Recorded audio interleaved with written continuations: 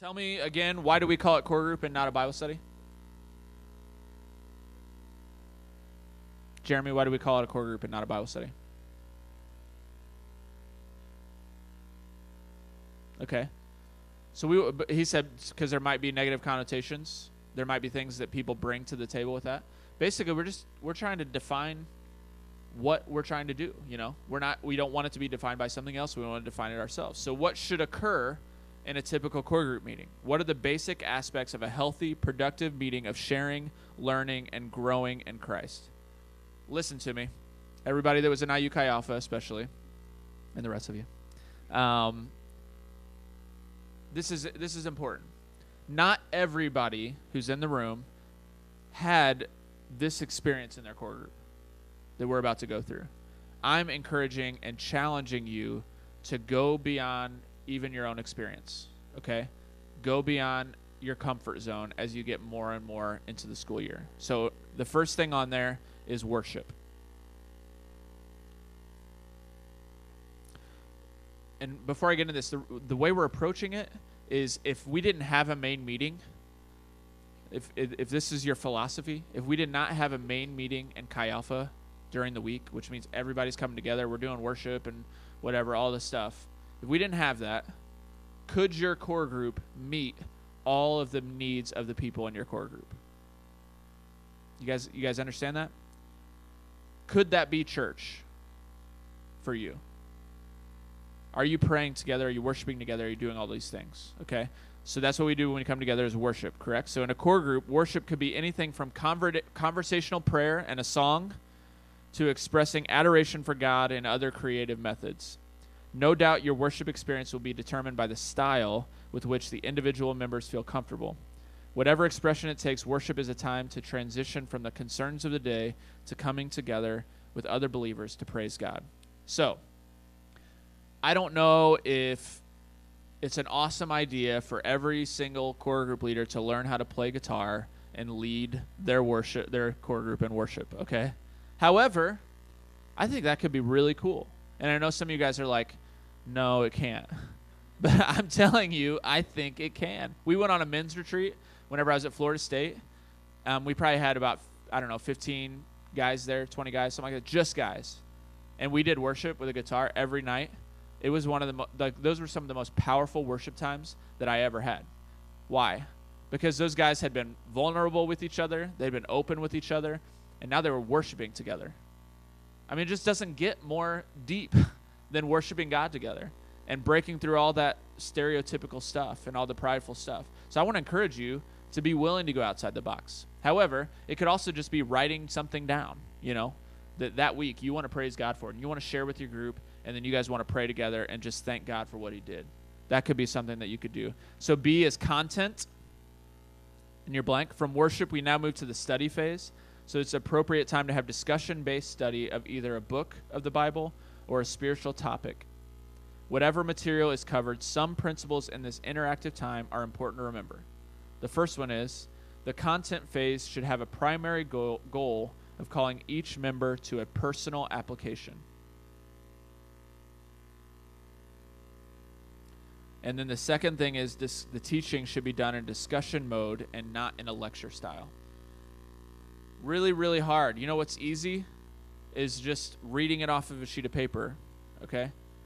What we're doing right now is not a core group, okay? I'm reading it off of paper and you're filling in the blanks, all right? That's not what we're talking about.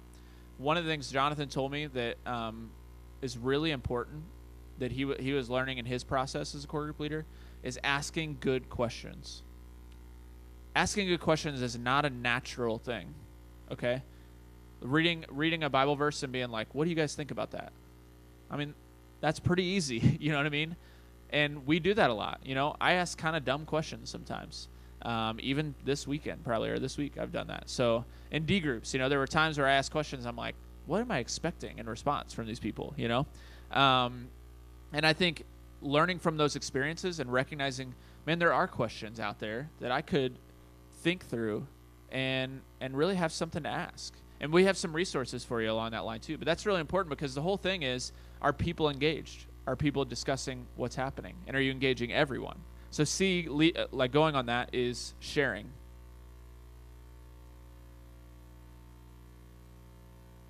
The handicap of content-only oriented meetings is that it often misses the personal needs the group members bring with them to the core group meeting. So look at me. This, I mean, you might be writing, but when I was at Florida State, one of the things that the campus pastor told me that was amazing, we did these things called breakouts. So what we did was we gave like a 15-minute message in Chi Alpha, and then we would break out and we would discuss everything that we just talked about. It was a really cool experience. What he was telling us was, in his observation, was that we're getting into these things and we're asking questions and people are sharing things. And he said, in the interest of you going through your material, you move on to the next point. And he's saying that you might be trying to get them through the material, that you might be missing an opportunity that God is trying to use to impact someone's life. So when you don't do this and you're just going from point to point to point and you don't have sharing happening, you're missing opportunities potentially for people to share something, and then the group understand where this person's at and be able to care for them and show concern for them and be there for them. You guys get that? I mean, that's huge. Like, you're going to have some material and it's going to be great material, and sometimes you're going to get halfway through it and you're going to be like, okay, we just need to stop and talk about this for a little while. I mean, you girls, I'm sure, I mean, kind of what Liz was talking about, I mean, that happened probably time and time and time again, where you get somewhere and it's like, oh man, we just need to stay here for a while and talk about this. And maybe you didn't even say that, it just happened, you know. But just understand that that's okay. And then D is prayer. So now that you've heard each member's application to the Bible study, I think it's a cool thing at the end of the content, and then you go into sharing for people to share what they're going to do with that week. And then one next step, and that could be when you hear each member's application in the Bible study or the things that they've expressed in their sharing time, you can pray very specifically for each other, which is a great experience as well. Communion grows between people when they pray for each other. That's true. When the answers to prayer start to return to the group, all kinds of excitement starts to happen. When you start putting requests out there for your core group and you start praying for them, you have like a prayer board or something, and you write all those things down, and every week you just cross the things off the list that God answered that prayer. It's a pretty exciting thing to see God working. So the members recognize that God truly cares for them and loves them. So worship in core group. Here are some examples. We're going to go through them here. We have some blanks here too. So here's some tips. Remember that worship is a time to center yourself away from worldly worries and toward Christ. So divide the group in half and have them read responsively a passage that you have chosen. It says the Psalms are great for this. Send a text message to somebody in your core group and say, hey, would you be willing to share a testimony of what God's been doing in your life for the past week or so? Maybe in one-on-one, something came up and God's been doing something awesome. Ask them to share that in their core group and let that be the worship time that week. You know, and you're just praying and thanking God and giving praise to God that way. Sing songs that are very familiar to everyone, ones that everybody knows the words to. If you're going to teach a new song, take a good period of time to do so and then sing it through 3 or 4 times. And it says be sure to print out the words. So if you needed an explanation on that or an example, just think about the first night of the retreat where you guys might not have known the words to the songs and we didn't have them on the screen because we had a projector issue. But it's inhibiting, you know, like you can't get past certain things. So it's okay if they're looking at a page, they're engaging with what's happening. I think that's cool. I mean, I know as a guy, sometimes that can be a little difficult to get your head around. But I think pushing through sometimes, especially in a group of close guys, if you're challenging your group, like I think if Zach is like leading his group and he just said, look, this might be weird for some of you guys, but I just think we should do it because it's weird, you know. We just need to worship together. And it might just be Zach singing by himself. I don't know. But I just think it would be a cool thing. I think it would be a challenging thing. And I think it would be a growing experience. Maybe not hearing Zach sing, but it would be a cool experience. So, Liz?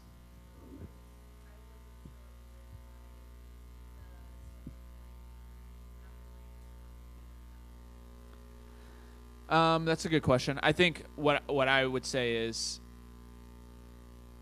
to reading each verse and then responding to that verse. Maybe reading a verse and then praying that back to God and what that means for your own life. So if you look through Psalms, you can see that. Different Psalms have different things going on. And so if you pick one out that you think would be good, and you could have like each person read it and pray it back. I think it could be cool. If you lack musical talent, then select a couple of songs from a couple of different CDs and encourage everyone to sing along with the CD. I just love this. I think it's awesome. I think it's like, is our worship about how cool it can possibly be? Or is it about singing to Jesus? If we ask that, and what our genuine answer would probably be, it's about how cool we can make it, because I don't want to do that, But it's not. If singing songs is a valid way to worship God, then it's just as valid whenever you're in a group of 8 to 10 people as it is whenever you're with 50 people. And I think it's a cool thing to push through that box. Maybe not like the third week of the school year, but certainly as you get closer and grow closer together. Have people in the group who play an instrument lead for a week. Open a group time with a response to God in silence, so you give them a verse or a thought to meditate on. Have some time for people to write their own psalm and read it aloud. Have people write down a name of God from Scripture that is meaningful to them and have them explain why. And then have people draw a picture of what they think of when they hear a certain worship song. That's kind of interesting for you outside the box people. So I have some other worship ideas that you guys can read through. Come back to this, please. Like, I think one thing that happened last year, maybe a little more than it needed to, was we forgot we had these books. And they're like the best resource possible. I mean, they're amazing. If you can go back to these throughout the year. So preparing the content, what are we going to talk about? So you got several options on how to structure what you're going to study. You can study a book of the Bible. You can study topically. You cover it. Yeah, I skipped a little bit. Well, let me read the introduction there. The first semester, you'll probably already know what your content will be for the semester before you meet the students. However, there will be weeks you may want to go off the path you were anticipating that you would take to cover a topic that seems to be pertinent to the current struggles or circumstances of the group. So in other words, have a plan, but be willing in a given week to be somewhat like pastoral and recognize where your group is and what they need. If you're going into midterms and you're looking around the room and everybody's just like, my life is over, then, you might not be doing an exhaustive study of, I don't know, speaking in tongues or something that week. I don't know, something really hard. And you might be taking the time that week to say, look, what's going on in your life? Let's pray together. Let's talk about this, right? All right, so preparing the content, what will we talk about? You have several options of how to structure what you will study. Study a book of the Bible, go topically, or you can, skipping the parenthetical there, or you can study a book that was written by a Christian author, which is based on Scripture, and use it as your primary resource. At least one semester, hear this, we want you to study a book of the Bible to teach people how to study a book of the Bible in its context. That may be outside of your realm. I'm encouraging you to make it inside of your realm, if possible. Go there with your group, okay? Pick a short book, and you guys do that Lectio Divina stuff that we put there in the front of your group. Do it as a group together. Find some ways to do it. Talk to your staff person that's helping you guys plan for your core group and do these things. Talk to them about how you can approach that. So pray. That's important. See what God's doing in you. That would be a good place to start. Talk to your ministry leaders. Like I just said, these are all things that you can do for your content. Have a good idea of the needs of the group. When you get done with history giving, you're going to know where your group's at, what they need. Choose to walk through a book of the Bible. Use a book. It's kind of repetitive here. Use curriculum that suits your needs. So there's studies available on the UVA Chi Alpha website, and there's actually probably more now. But there's studies on there on Ephesians, Mark, James, Colossians, 1 Peter, John, Ecclesiastes, Exodus, 1 John, Luke. All those have stuff available. It'd be kind of interesting to go and look at it and check it out. What's that? The website is actually, it's going to be at the end of I think it's in your resources. It's on there. But we also will have a link on our website to it as well. And what we're working on right now is actually we're going to give you guys a login eventually where you can just go on the Chi Alpha website, the IU website. And when you log in, it'll take you to a resources page that you guys have access to, and you can go in and look at it. It's going to be kind of cool. So, Bev? Delegate. Remember, this is a great part of the meeting to begin to delegate. It gives people responsibility, and responsibility will cause people to begin to own the group.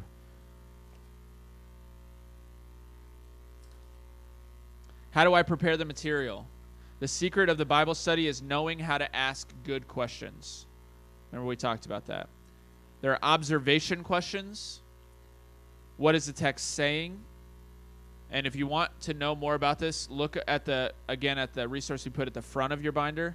It has those things on it. That's the thing we're encouraging you to do in your devotion time. If you go back tomorrow morning, you're going to be doing this if you look at one of those papers. Interpretation questions, what's the meaning of the passage? And then you see all the examples. And then application questions. How and in what way is this passage relevant today? That's what you're talking about when you're going through the scripture stuff. So remember, in a small group, there should always be some application time involved. You're always talking about what are we doing with this? So a good application is not simply how does this apply to your life. A better one would be, it is clear from this passage that we need to share our faith with others. But let's talk about why it is so hard for you and me to start spiritual conversations with people who are seeking Jesus or seeking something. Are there fears or other barriers you face in communicating the gospel? Wouldn't that be a great conversation? We could have that conversation right now, and you guys would be sharing all kinds of things about it. How does it feel when you picture yourself talking to an unsaved person about Jesus? Think about how that feels for you, talking to an unsaved person about Jesus. These questions will get at people's motives, thoughts, feelings, and needs. Only then can we truly encourage and pray for one another.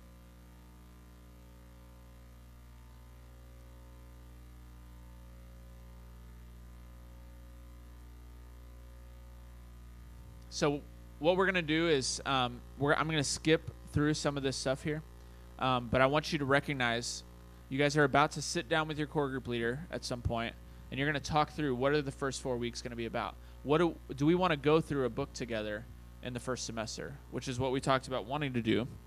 And what you're going to be doing is making decisions on how to do it. And I'm just telling you, don't think I have no clue what I'm doing, because there are a lot of answers in this book. If you could go to this, look at it, and if you still don't have some answers or you still need them, we're going to hook you up at dinner tonight with what we're calling our peer teams until we find out something else to call it. And you're going to be with a staff person who's going to be meeting with you guys and investing in you guys, okay? And so you guys are going to be doing one-on-ones with people, but we're not going to leave you stranded, okay? You're going to be meeting one-on-one with a staff person, and they're still going to be investing in your life. It's a really cool thing about being a core group leader. It's a cool thing to be able to meet with Jordan and Nicole every week, that they're investing in your life. The guys would be with like Luke and Jonathan and stuff like that. So I think that for us, recognizing that we have the ability in us to lead a core group, recognizing that and having confidence in that is the number one thing about this week. If you walk out of here knowing, I don't know how it's going to happen, but God's going to do it, you're going to be in good shape, okay? So a good guide for application can be taken from 2 Timothy 3:16 and 17. You see that there. That's something you can go back to. Helpful hints in writing Bible studies. There's some awesome stuff in there as well. Communicating the content. How many of you guys would consider yourself extroverted? Raise your hand. How many say I'm in the middle? I can be sometimes. How many say I'm more of an introvert? All right, so you extroverts, listen to people, okay? Like I told Derek this earlier. I was telling him, like, when you're talking to someone, you ask them a question, it's okay for you to just shut up, and let them talk. I wasn't, like, confronting him. I was just saying, like, that's what we have to remember, because I could talk and talk and talk and talk, and I even have a problem with it all the time. I know that, and I have a problem with it, and I literally have to try to turn my brain off.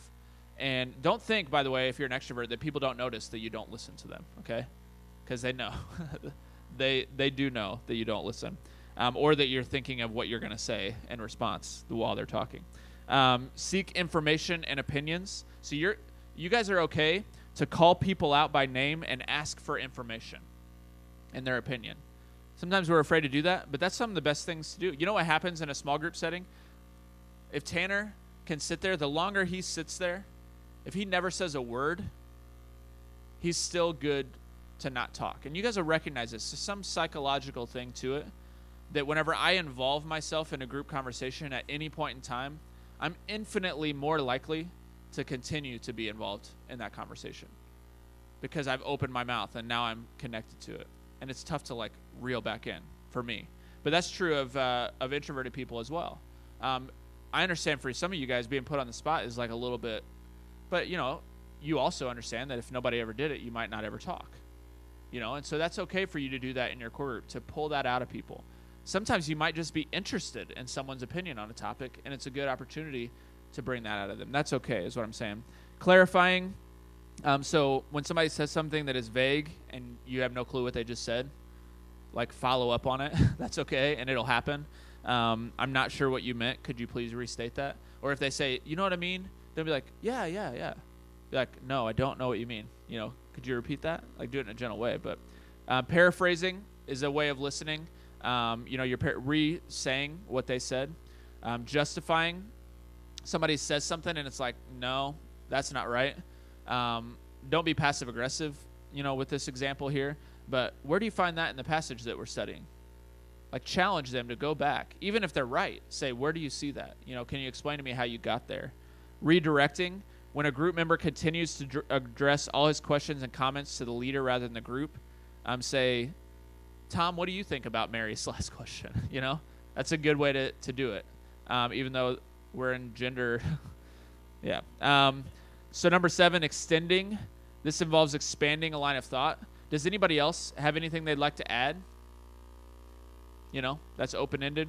Summarizing, affirming, being concrete and personal. Use I messages instead of you messages. So say I feel or I think rather than some people think or some people believe. Being personally implicated. Ask questions like, what is your opinion on that? Or how does that personally affect you? And then handling talkative and silent members. I want to take a second on this one. Handling talkative and silent members. So for talkative members, this is funny, but it's true. Use nonverbal communication. Don't let them sit right across from you, but instead have them sit next to you. Okay? This is interesting, but you limit eye contact. Okay? And this is important. And when they pause, break in and regain the floor. Okay? Because you guys know how it can be. All right? And I'm not saying to like judge these people or anything like that. I'm saying recognize that you're leading the group. And somebody could literally talk for 45 minutes total out of your hour that you have or whatever it is, and nobody else is saying anything because they're still talking. All right, so recognize that and give some time to do it. So for silent members, do the opposite. Make frequent eye contact with people that you want to talk, okay, and you're trying to draw out. And why you're wanting them to talk is so that they're engaging and sharing their life with other people. Have them sit across from you. Call on them to answer a question that you present to the group. Don't be afraid to use their names, like, Jeremy, what do you think about this? That's okay. It's not crazy for somebody to ask your opinion on something, All right, so building relationships. Each person needs 3 social needs. Number 1, the need for belonging.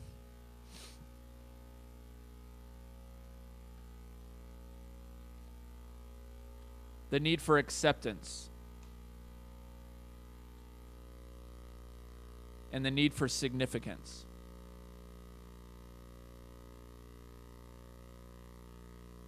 I want you guys to look and just connect those real quick. Belonging, how do we meet that need? Acceptance, how do we meet that need? Significance.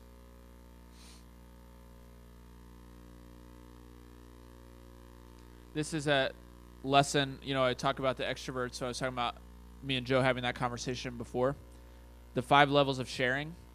I can have cliche conversation all day long and be okay with it, okay? I can talk about sports. I can talk about the weather. I can talk about anything and everything for no reason at all. That's the first one, cliche conversation. Sharing information and facts. I'd say this is probably more where I live, I guess. I could talk about LeBron James and how I don't like him for a while. Me and Luke can have that conversation for a long period of time. I can have that conversation with someone I just met who doesn't even care who LeBron James is. All that stuff. Sharing ideas and opinions. Some of us get to that point pretty easily as well. I know I do. Sharing feelings. So far I'm 4 for 4 on anyone that I meet ever. And then peak communication, which is probably where I struggle more. Peak, P-E-A-K. And the reason is because I don't give other people sometimes long enough to get there themselves. So I can be sharing this and that and whatever, but unless I'm pulling back and allowing other people to engage, then we're never going to get there with each other. So those are the 5 things, the 5 levels that you're trying to get to. So a sign that your core group is of how they're doing and how they can grow has to do with let me read this whole thing. As the levels move up in number, the risk increases. So this is a sign of how your group is doing and how they can grow, not how good of a leader you are. So these are the sharing questions that would be good for you. There's personal, spiritual, deeply spiritual. Skills, group openers, and share questions. Using group openers is a basic yet essential small group skill. Icebreaker ideas and share questions are designed to facilitate discussion about members' personal lives and help them to open up more freely.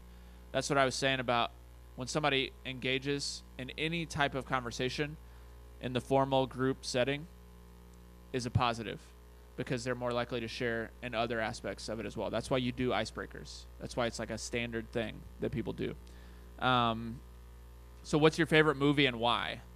You could start off a core group with that question, okay? You go around the room. It's real easy to share, but then you can pull that into whatever you're talking about that week, you know? Think of a question that connects there, and you can do it that way. My favorite way to waste time is blank. Like all of you guys want to answer that question right now. It's a good question.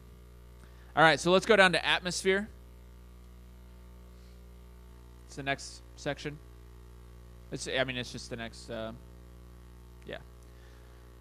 All right, so this is important because we can fail easily at this. There's groups right now that I can tell you failed at this last year, all right? Don't take it the wrong way. Actually, I think, I don't even remember who they were. How many of you guys met for at least like multiple weeks in a place that wasn't private? I thought so. Okay. Raise your hand if I can see it. Okay. So we had at least 3 groups represented here that at some point in time you were meeting in a place that probably didn't lend itself for you to go deep. Now, I'm saying it may have been semi-private or whatever, but you can understand the hurdles that are there. So I'm saying there are things about, like intentional things that you can do to avoid being in that situation, okay? And it's tricky because right now you guys that are leading freshman core groups are probably going to want to be where freshmen are. What's the problem with that? They're in the dorms, right? So how do you do that? Well, that's kind of tricky, right? What did you guys do last year? Yeah, you met in Clay's room because you met him and you're like, hey, let's meet in your room for core group, you know? That's okay. You're going to have some students that you get connected to early, maybe the ones that we've already been connected to. Like Previn Thomas is coming to IU. He lives in Foster. I mean, if he has a decent room and his roommate's okay with it, it could be a good place for one of the North core groups to meet, you know? So you just kind of keep that stuff in mind. All right, so A, the TV is off. Even the video games. The TV is off and the music is on. Music can be good. B, keep it clean. Like actually clean. You know, like not stuff on the floor and all that. If you have to have weird conversations about that, do it because it's probably worth it anyway. So if you're meeting in like a disaster area, it's just, that's one reason. I know there's probably people in the room that just wouldn't go because they couldn't, Jonathan being one of them. C, make it refreshing. This is really important, and this is something that we don't do well naturally, some of us. But if you have something to eat and something to drink, it can drastically change your group. It's kind of weird, but it's true. I mean, eating together is important. So if you just brought guys, I remember we met at a guy's apartment for a while at Florida State, and he, every once in a while he'd make wings for the group, and it was the most awesome thing ever. And I would just encourage you guys to do stuff like that. One easy thing is chips and salsa. And it's also an easy way to get people involved responsibility-wise in your group. All right. So Luke 22:27 says, "For who is greater, the one who is at the table or the one who serves?" You're there to serve your core group. Is it not the one who is at the table? But I am among you as one who serves. So Jesus is saying, this is why I'm here. So that's why we're here too. Get your group members involved in helping to set the atmosphere. The more they feel responsible, the higher level of ownership they will exhibit. That's with everything. Food, worship, prayer, testimony, anything that you can do to get someone involved every single week is going to be a positive for you. Every time somebody else can be doing something besides you. Everyone who enters the room is a big deal. Guys, this can be a little bit hard and against your nature, but when somebody walks through the door, recognize it. This is awesome, Braden's here. This is great, and you're smiling and giving them a hug, whatever it is. I don't know. Whatever your thing is, but you make sure that everybody that walks in is a big deal because people recognize that. You walk in and nobody notices because they're playing video games. It's like, okay, I guess I'm here. But it's true. I mean, it's not like a bad attitude. It's just the way we can show love to people. So F, begin on time and end on time.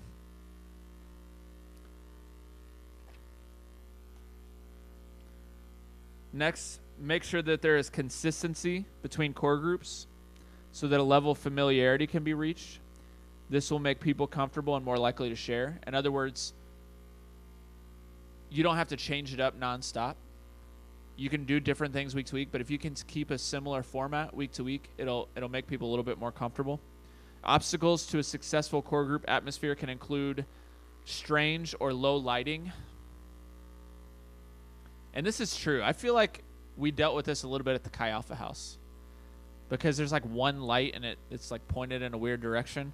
And I think that you come in and it can feel that way a little bit for our core group. And just recognize that stuff, Let's see. People passing through all the time. So if you're meeting in a place where people are just walking back and forth constantly, it's going to be an issue. Allergies, which is kind of true. But I think of what it means is if you're meeting outside or something and it's somebody's constantly sneezing, I guess. I don't know if that's not something you want. Yeah. You guys remember Steven in the Chi Alpha service where he had Kleenexes and he couldn't see out of his eyes and all that. So unusual seating arrangement. This is interesting. Leaders should try to sit on the same level or below core group members.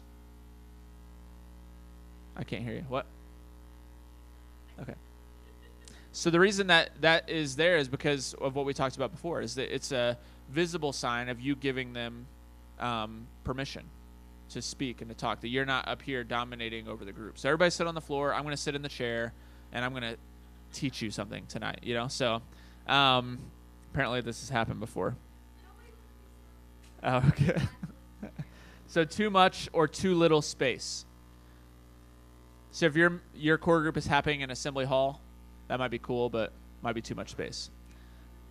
But if you're in too small of a dorm room and you've got 20 people, that's going to be a problem too, right? All right, so prayer and core group. The next, let's see, 1, 2, 3, 4 pages are resources on prayer and core group. 3 of these resources, the Lord's Prayer and core groups, prayer ideas, those 3 pages there are stuff that Jonathan put together for you guys. This prayer model, the Lord's Prayer, that you guys can do in your core groups would be something that if you read through it, you could see. Look at me when you get a chance here. I want you to recognize that we put 4 pages of resources on prayer in here because we want you to pray in your core groups. Okay? The easiest thing to push off is prayer.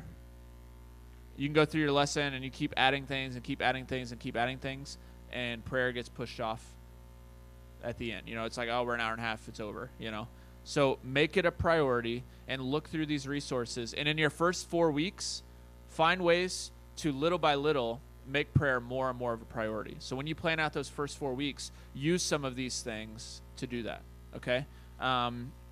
Just to highlight some, the hot seat prayer is something that I know the North guys did a few times. I think it's a great thing because not only are you praying for everybody in your group, but as a new person goes into the group, somebody else is praying out loud for that person, which is a great experience for somebody who maybe doesn't do that very often. Okay, it's challenging. There's directions in there. Have a weekly prayer schedule. You can see all the biblical names on here.